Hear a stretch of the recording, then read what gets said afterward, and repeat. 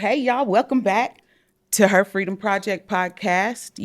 My promise is to always bring you the best and kind of dig into their minds and, see what kept them going and what maybe can keep you going and keeps me going. So all of those things all in one today.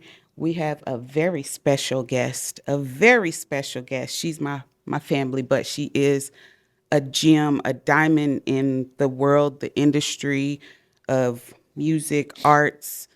She's the bomb. So, without further ado, today we are joined by a powerhouse who's done all of those things I was telling you, from her start at LaFace Records to becoming the right hand to a world champion and now guiding the next generation.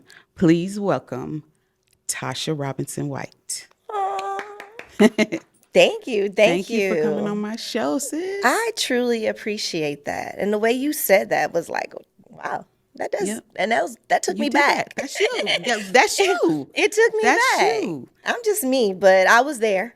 Yes, yes. And I I was want I there. want you to tell, because I do know her very personally, and I wasn't there when all of it was happening, because y'all know my story. I did 13 years in prison. So I met Tasha at 28, and just it was so much in how we met, because I was working at the salon Oh, yeah. that all of y'all were going to. It was like I would see all of these same people every week going to this same beautician. And I'm like, who are these girls? And I gathered that y'all knew each other, but I was so new, and I was kind of shy because I really didn't want people knowing, that I had just got out after doing all that time. I wanted a fair chance. So I just wanted to gain people's respect off of, the woman that they knew, because I had worked hard on that woman. So I didn't want them to be like, which people were like that anyway, but I had to get some thick skin. But of all of those people that I met, even before I met my husband, you were the one who stood out the most to me. You were just so poised and, like light and happy, and you never were gossiping. And that's, that's what happens at the salon. Oh, So, yeah. like you had conversations, but it wasn't like the other conversations that were going on at the Right. salon. And that caught my attention, even though I still didn't know who you were.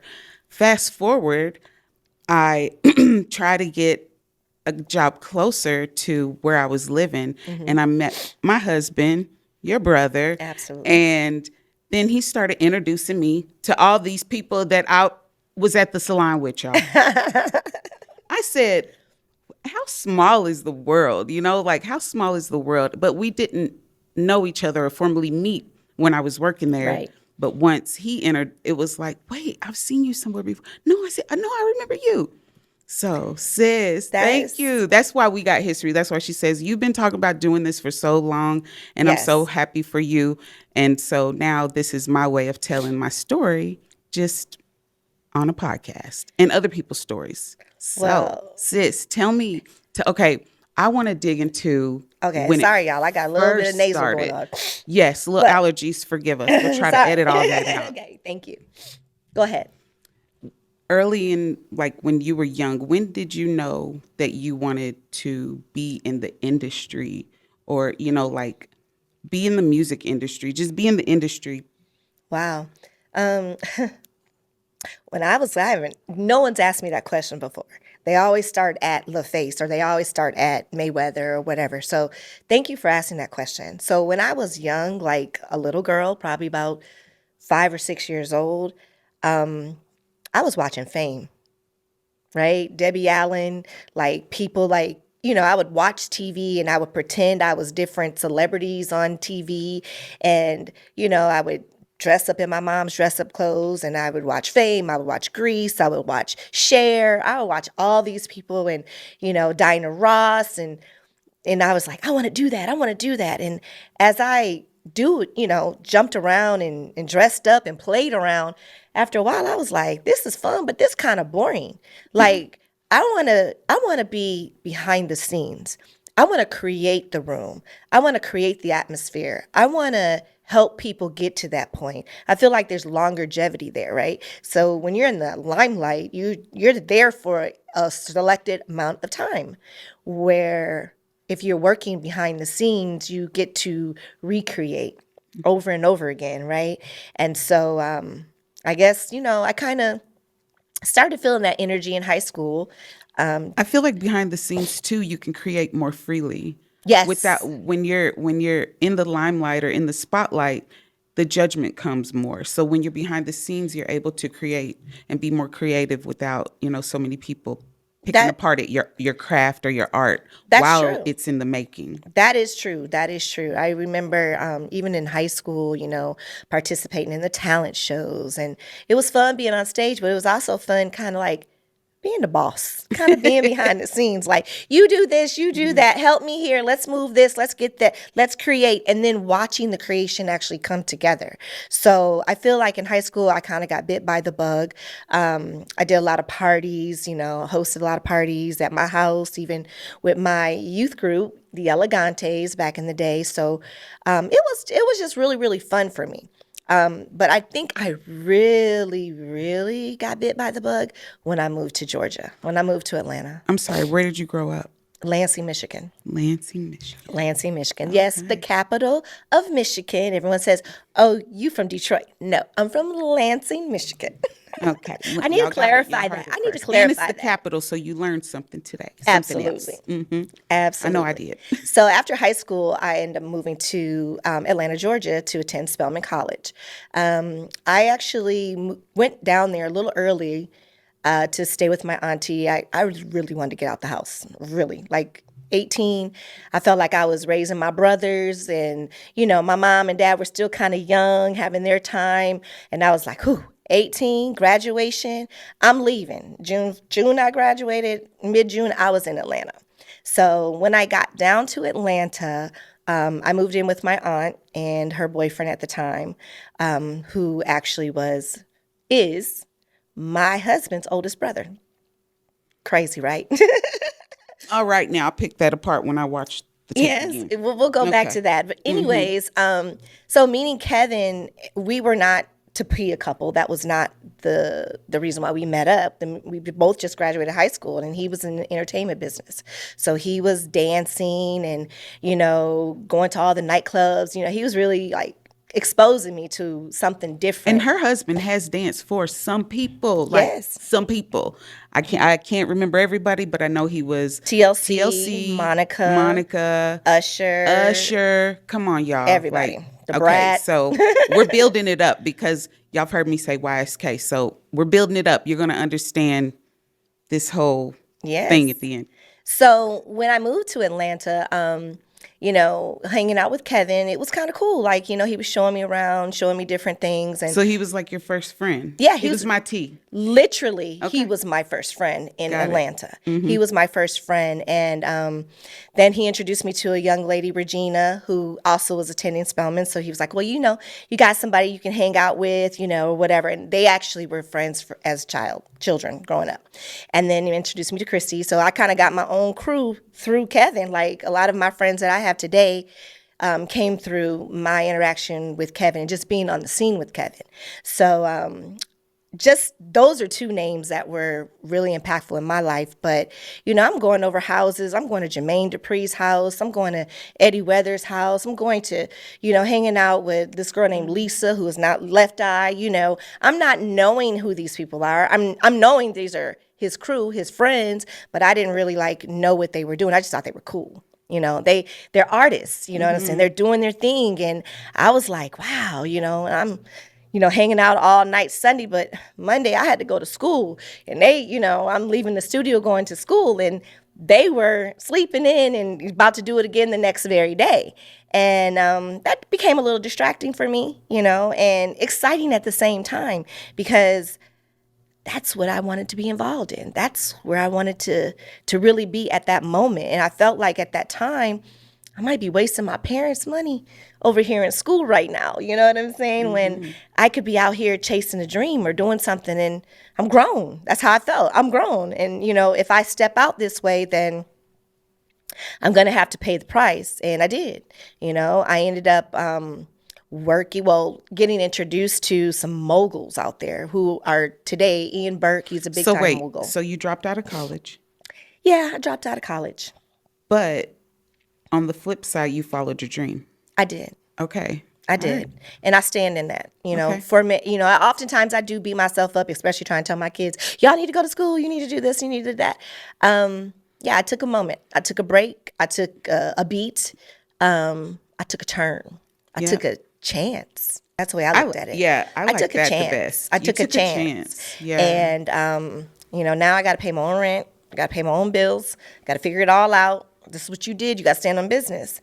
And Larry and B that's my parents. They were like, stand on business. They supported me, whatever I wanted to do, but they wanted to make sure that I was doing it for me. Not for no boy, not for no situation or whatever. So then I just started meeting people, networking, and I caught the eye of a man named Ian Burke. Ian Burke is a mogul in the industry. I call him, he has the Midas touch. He's touched everybody from Escape, Jermaine, Crisscross, TLC, Arrested Development. I mean, I can name drop his history. You can Google him. He's the man. So Ian was like, why don't you come work with me? I'm working with this group, Escape. Escape. He was putting Escape. Really, they were kind of together, but they had another member in their group. They had yet to sign their deal with Jermaine Dupri. He was shopping them pretty much. Wow. And because I was a woman, I was a female, young lady, around the girl's age, a little older. And him being a male in that industry, he's like, it'd be good to have me around them. You know what I'm saying? Because he's a male manager or whatever. So I was in the studio with them, late nights, hanging out, getting my feet wet, running into some of these same people that I'd already met through Kevin, through his dancing and, his friendships, really. Mm-hmm. Now I'm starting to see them on a business side, and I'm really getting more intrigued, and I'm just watching the work ethics, and I'm soaking it in. I'm soaking it all in, all the game, from writing, from recording to, what it takes to develop an artist. And I'm just sitting back like a sponge, and I'm learning. And that was an education in itself right there. So with that career, did you go on as an intern, or how did that work, and what was your role once you finally got comfortable? Ian would call me the road manager or whatever, but I just really was going everywhere with the girls at that particular time. But that time started to dwindle, really wasn't any money. Like, people think these artists is coming out the box getting money. They're not, right? And so no one's really getting paid in the very beginning. So that's how it was. I think in the 90s we didn't understand that, but now that we have so much access to information and knowledge and just everything, I think a lot of the independent artists and a lot of the younger kids coming up now, they're learning how to be more independent because of the things that were going on. I'm going to say prior to about 2005, I feel like that's when things started to become more knowledgeable.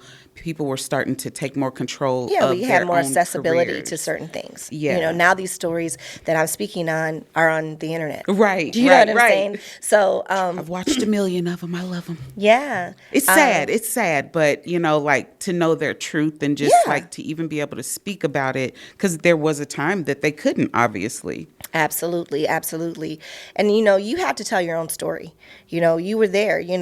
Somebody else in that same room may have a different story. And working with Ian really gave me a platform and to connect with other people. So one of my neighbors, who's a really good friend of mine, she worked at LaFace Records, and she was telling me about this internship that was about to come up at LaFace. You should apply, whatever. And I was like, yeah, I'm not sure. To me, that was the big dogs. I was a little not confident because I just felt like I was just learning. However, Ian called me up and he was like, hey, why is Devette Singletary from LaFace Records calling me up about you? And I was like, I don't know. And I said, I did apply for an internship. And he was like, okay, go for it. He supported me. Devette Singletary actually hired me in to be her intern. And she was over artist development at the time at LaFace Records. Devette Singletary is no longer with us. May she rest in peace. But she was, I used to call her the mama of LaFace. She was a big time pillar in that space, you know. Now, some of the people are young. Let people out there know who LaFace Records is, what LaFace Records is. I know, but LaFace Records is the home of TLC, the home label of TLC, Usher, Outkast, Tony Braxton, Donnell Jones, Goody Mob. I mean, the list really goes on. They were a their parent company was Arista Records, led by Clive Davis, but LaFace Records was led by Babyface and L.A. Reid. so pause. We have from teenager in Michigan, moves out, meets Kevin, now still husband now today. Shout out to that and the years and all of those good Thank you. things. But now she is applying for an internship at LaFace Records, who y'all heard is the home of. So, okay, I'm just like, I'm getting chills thinking about this journey. I'm trying to relive it. So thank you for all the details. Keep going. So I'll put it this way. Let's just fast forward a little bit. Working with Devette was awesome, was everything. She was hard. She was shrewd. She was matter of fact. She lit my fire. You know, I recall one time she gave me her Rolodex, and I know a lot of young people don't know what that is, but it was a list of a whole bunch of people's names in the industry. I had all the artists that I named, their management. I think she even had Michael Jackson's contact information in there. And she told me to organize her Rolodex. And I took it home to organize her Rolodex. And I remember others were looking at me like, what is that? I was like, it's, Devette's Rolodex. And they're looking at me like, wow, she trusted you with her Rolodex? Like, that's huge. And when I started looking at the names and It's the equivalent of giving somebody your phone and saying, here, organize this, make this a little easier for me. that part. And so when I did it well, and I took it back to her. And then she asked me, she said, did you make a copy for yourself? And I was like, I didn't. And she said, now why not? So that was a lesson for me right there. You know, here it is. I'm working as an intern, so I'm not getting paid. But she was showing me how to be an intern. She was showing me how to level up, you know what I'm saying? And she trusted me enough. And that was like a test, right? So I took that, and she really guided me through a lot throughout that process. Not to mention, I worked with several other departments at LaFace Records. The marketing and promotion side, which was led by Shanti Das and Chelsea. Video production, which was led by Billy Woodruff. Geez, there was so many. Like, I just soaked it up, just being around all of that. Like, I learned, I have to say, yeah, I might have, dropped out of college, but LaFace was an education for me, a big time education. I don't think you should say drop out. We won't call it drop out. I think you followed your heart. Yeah. And it was something that needed to happen because look at everything that happened within the 4 years that I would you have were been, yes, being shaped absolutely. and molded by these greats, these moguls, versus you being shaped and molded by a professor. I say it's a win. I or, say or it's if you a want to win, look too. at it No, like no, that, no. It's a win. Kanye kind of college dropout, okay? It's a Kanye kind of college dropout. It's definitely a win. It's definitely a win. Okay, so tell me what the transition from road manager to ringside was. Oh my gosh. Ringside, huh? So that moves me to Las Vegas. Okay. Las Vegas, I'd been here for a few years. And my husband and I were creating these really dope events, of course, with our backgrounds and connections that we had with people from LaFace and others. And so we were doing these cool parties. And I met Mr. Mayweather at the time. I didn't know him. And it's crazy because we grew up 45 minutes away from each other, me being from Lansing, Michigan, and him being from Grand Rapids. We did have a lot of common friends, which we learned later. Together. I never even put that together. Yeah, we had a lot of friends that we knew that, would travel from my city, Lansing, to travel to Grand Rapids because they had family there. And later in life, when we started working together, he'd be telling me about a certain person. I'd be like, I know that person. Or, or this sounds familiar, and we would get in a room and it'd be like shared love. Like it would just be easy. Was it like kind of like when I know people from Louisville and we talk about Derby, but they live out here now, so it's like I don't know you, but we know the same culture. Yes, Yeah. Michigan definitely. Were there definitely. like foods that y'all like?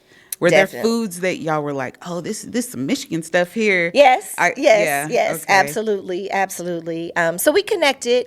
He attended my party, and we actually connected from there. And I didn't really know him from Adam. He was young. I just thought he was just a young kid just popping it. You know what I'm saying? Like, he wasn't even, I don't even think he was older than my brothers, or he was around the same age as my brothers. So, but he was popping it with confidence. And he told me, one day, he was going to do all these things, and he did all those things. And I just was amazed behind it, because he brought me on his team. And What was your initial role? yes? You know what? He never gave, well, a couple times. I had different titles. I was a general manager of Filthy Rich Records. I was the president and CEO of Mayweather Music. I was the founding president of the Floyd Mayweather Foundation. I feel like, and I self-named myself, I was the right hand to the champ, period. Because anything that he needed, I made sure that I was there for him, honest and true. I wasn't trying to run no game on him, because he told me straight up from the beginning all the things he wanted to succeed.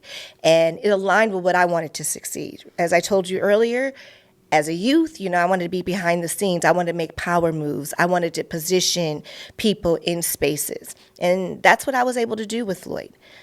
Position him. He was easy to position, though.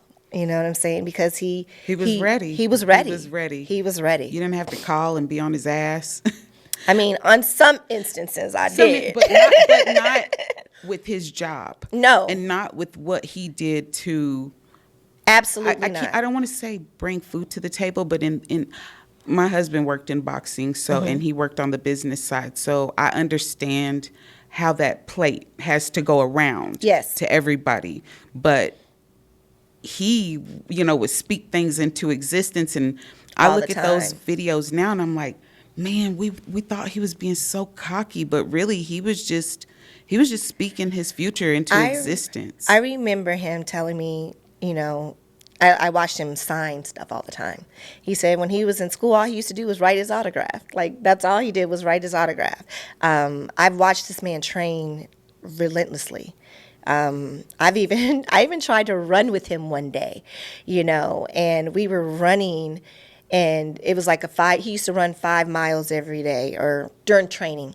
And I remember running next to him, and the van would follow us. And, everyone was like encouraging me. He was encouraging me, keep going, keep going, keep going. And as much as I wanted to stop, he would tell me stuff like, he would say stuff like, at that stop sign, your mom about to get hit by a car. You better keep going. Like, he's saying this to me, and I'm like, I'm going to keep going. And of course, the people in the van are like, you can sit down. It's like okay. Like a mental game. Yeah, it's a mental game. But to me, that was more than that. He gave me a glimpse of what really goes on in his head. Right, like, right. It's unstoppable. When it's you or them, or yours and theirs, that's what he's talking about. That's what's happening to him when he is in that square circle. You know what I'm saying? He gave me a glimpse, and I'll never forget that ever. Because whenever I feel like giving up, I think about that. I'm like, shh. Do you remember what it felt like when you saw him make that pivot from was it Floyd to Money May? Like, do you understand what I'm saying? Yeah. That transit, like when everything was Pretty Boy aligning. Floyd. Yes, when Pretty I met Boy Floyd, he was Pretty Boy Floyd, and then he went to Money Mayweather, and then he's transitioned into those spaces. But understand, those are characters, right? And if you really know him, you understand when I mean, like, those are characters, But I know Floyd, Joy, Sinclair, Mayweather. Right, but okay, what I'm saying, I understand the characters, but what I'm saying is that moment when, like, he got that first big purse. And his dreams were unfolding, and everybody's dreams were unfolding right in front of everybody's eyes behind the scenes. Right. What was that like? Like what were the conversations, like what did that feel He, like? for him, I felt like it was business as usual. I'm gonna be honest with you. Like he's been speaking this. He lived it before it was a reality. He spoke it before it was a reality. So he always said it. You know what I'm saying? For me, like I was like, wow, he did what he said he was gonna do. You know what I'm saying? But and then of course you've seen different people act differently, as if it was theirs. You know what I'm saying? And it wasn't. You know what I'm saying? He did that. He did that. And it was more inspirational to me. Like, he forecasted his future and he attracted it. And yeah. And I got a piece of it during that time. And I was very grateful for that time. Yeah, that the transitions of your own story, like you were so close to you were the right hand to a lot of people, not just Right. Floyd. You were the right hand at LaFace, with a lot of the artists, and things like that. I want to pivot a little bit, and I want to Okay. talk about what you're doing right now. Okay. So now we're going to transition from the career with Floyd into being a mother, a wife, and taking all of the things that you've learned and all of just the pivotal moments in these bigger stars' careers and applying it to yourself. Like, let's talk about that transition now. So, just so you know, during that time with Floyd, I was still a mother and a wife. Yes. I was a mother of yes. one in the beginning, and then I became a mother of two and a wife. But, and that was a very challenging time for my life. You know what I'm saying? Balancing all of it. So to bring it up to speed now, everything that I learned at LaFace Records, Floyd Mayweather, even in the business coaching space with working with Brad Sugars, an action coach, led me to being a better mother, a better wife, and now a better manager to my son. Who is YSK, the one, the only, Las Absolutely. Vegas' own, Absolutely. Tasha Robinson-White's own. That is Yes. my baby. Yes. So Truly. that's truly, YSK. truly YSK. Let's talk about his career. That's my nephew, y'all. I've been to some of his concerts. My husband, my kids know his music. Money, money, money. Okay. But I'm so proud because I remember this kid, little kid pretending to be Michael Jackson, Yep. Like for Halloween. Yep. You know what I'm saying? Like, I remember those days, and now to see his future unfold the way that it is. And I just know it's from your background, Dad's background, Kevin, just the two of you guys, and just everything that y'all have learned, because Jalen didn't really want to go. Jalen's the boss. Jalen's the boss. Let me put it. That's my girl. Jalen is the boss. Okay. She's KJ. you. KJ. Yeah. That Jalen. Yes. Jalen is all, trust and believe. You may not see her in the forefront. She is totally behind the scenes when it comes to I the see her YSK. behind the scenes. So yeah. So when it comes to him attracting his team, attracting any female, Jalen is a gatekeeper. Before we wrap up, I want to leave you with something that's more than just inspiration. It's implementation. I've created the 30-Day Freedom Blueprint Journal for anyone ready to stop sitting on their goals and start taking daily action.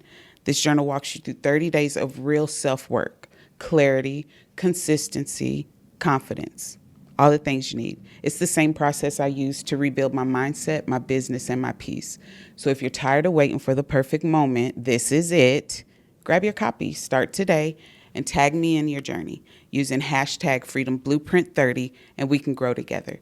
You can click the link in the description. Let's make these next 30 days the most intentional days of your year, one page at a time.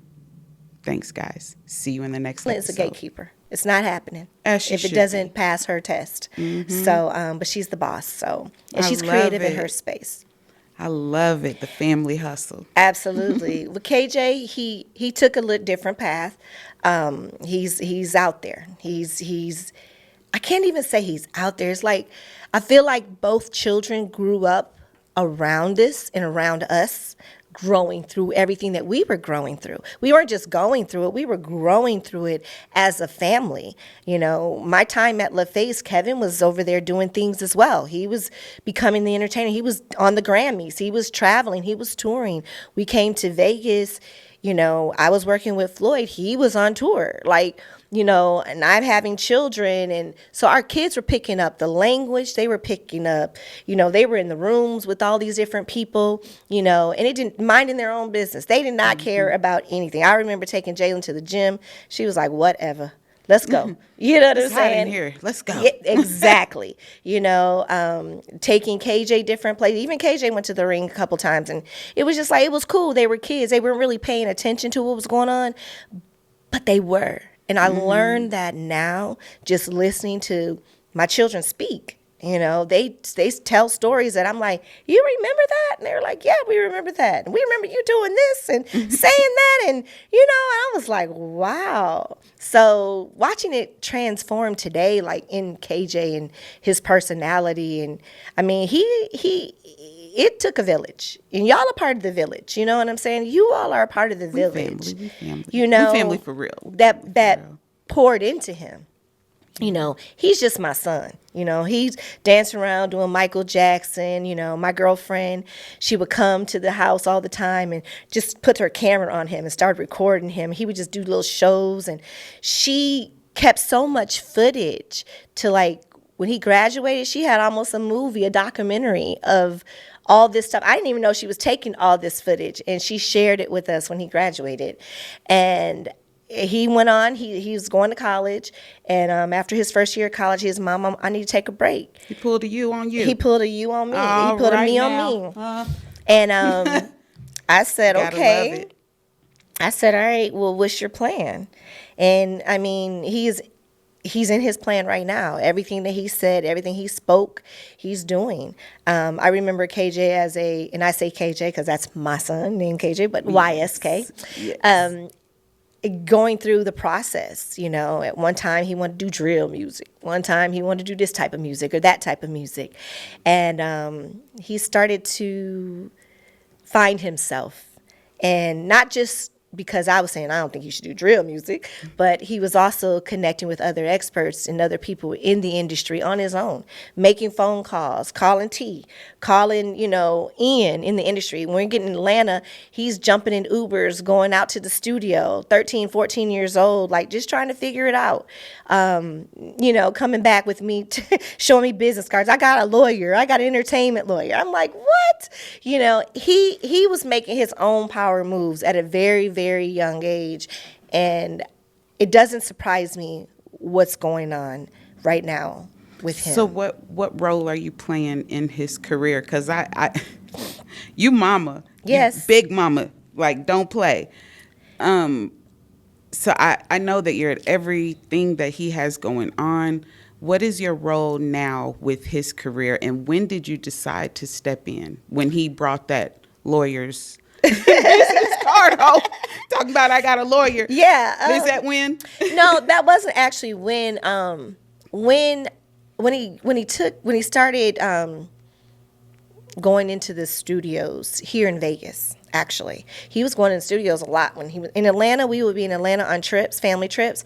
He'd somewhere get off and find himself in, you know, Patchworks or Icon Studios, you know, major studios. I have no idea how my son was figuring it out, but he was making it happen. And I think I know. And then, you know, just him being serious, you know. And I said, you know what, I'm going to have to support him. I can't just be the mom, you know, do this, do that. I'm telling you what to do. Don't do this, don't do that. I had to really listen to him. And I think as a parent, we have to start listening to our children. Growing up, I had parents that were pretty liberal, but their parents weren't. Listen when they yell, or listen to him before, you know, like, because Yes. by the time he was ready to make those decisions and go into the music industry, he probably had so many talks with himself, like, okay, how do I tell them? How do I tell my parents? But should we start listening to them sooner? Like when they Yes. start to display the talent? Yes. Okay. Because Yes. I do, but I Yes. sometimes get in Yes. trouble Yes. for listening to You. my kids. We have to listen to them. We have to listen to them. It'll save us a lot of money. Will save us a lot of money. If we pour into our children, like we pour into all these other activities and these people that it may not come back around. Like you can get a job, right? And you give your job 20, 30 years. And after that, you might collect your 401k, your retirement or whatever. But when you pour into your children, that's residual forever. For sure. You know what I'm saying? And for my kids, I don't know. I just love them. I just The love gift them. that keeps giving. The gift that keeps giving. And, he's always saying, Mom, I'm going to do this for you. I'm going to do that for you. You've already done enough, baby, because you found your happiness. You found your truth. You are standing in it. And that is what we want for our children. And to watch it at his age is a beautiful thing, because I see so many people his age that are still, like trying to figure it out. Somebody wanted them to go to school for this, so they did it, and now, now they're certified in it, but it's just like, oh Yep. God. And I'm watching that more than not. Yes. And it's almost like we don't push college on our kids. I'll be honest with you. I don't anymore. We don't push college on our kids, but when they do talk about it, like Dakota, she expresses a desire to go to college for dance. Okay. She's been training in dance for the last 7 years of her life. Go easy. But now she plays flag football. So it's like, Hey. okay, I'm with you. We're with you. So we went from the stage to the field. And now we're just kind of like, she's happy in both places. These are gems, y'all. Understand what's happening here and understand what's happening with her. First of all, the best football players know how to dance. That's the truth. Same with boxers.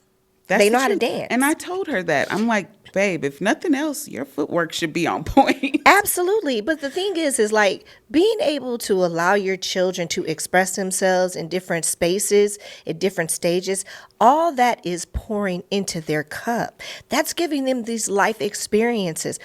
I would rather them change it up. I mean, Jalen played violin. She danced. She cheered. She did I used to buy her all the expensive clothes, and I come home and she'd cut them up.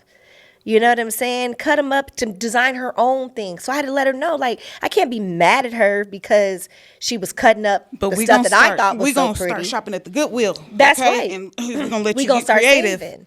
But when you start really paying attention to your children and they're telling you who they are, we just have to And sometimes to y'all stop. both cry. Because I know Yeah.